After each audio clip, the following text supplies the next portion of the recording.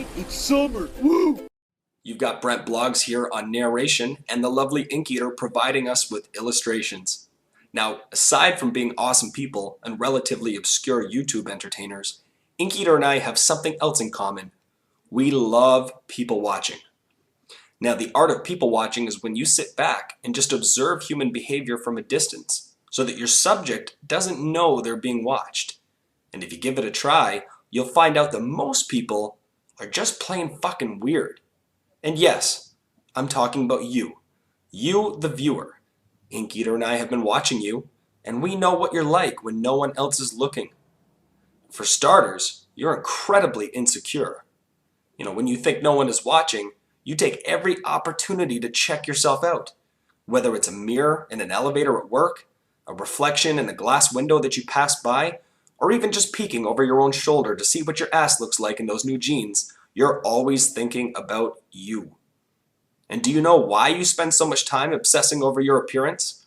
Or why you're so sure that people are staring at your body? Because every time you're in a public place, you're doing just that. You're busy staring at everyone else's tits and ass. And when you're positive no one is looking, it gets even worse. You start sniffing your own pits for BO. Sometimes if you think the coast is clear, you'll even let a big fart go. Slowly, of course. If your cover is blown, you don't want it to make any noise. Plus, smell travels a lot slower than sound. You'll have plenty of time to casually stroll away after parting your cheeks. But it gets weirder, like the way you dance around your bedroom listening to loud music. Always in front of a mirror, of course. You might even have an opportunity to snap a sexy selfie or two in there. Or what's even funnier is when you flap your own belly fat in the mirror, so that your belly button imitates a human mouth speaking. Then you try to imitate the face your belly is making with, well, your own face. And once that is done, and you're positive there's no one home, Hello? it's a perfect time to take a shit with the door wide open. Sweet. The only thing better than shitting with the door wide open, though, is picking your nose at the same time. Of course, you tell yourself you're going to wipe it off and flush it, but every now and then the temptation gets too strong, so you eat it. And sometimes the taste isn't as bad as you would have expected.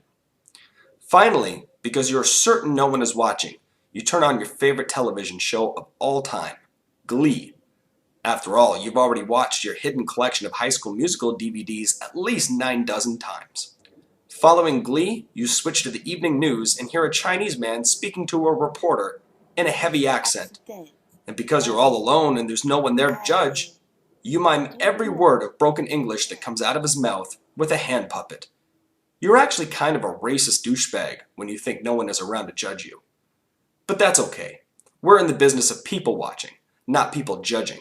Your secrets are totally safe with us. Promise.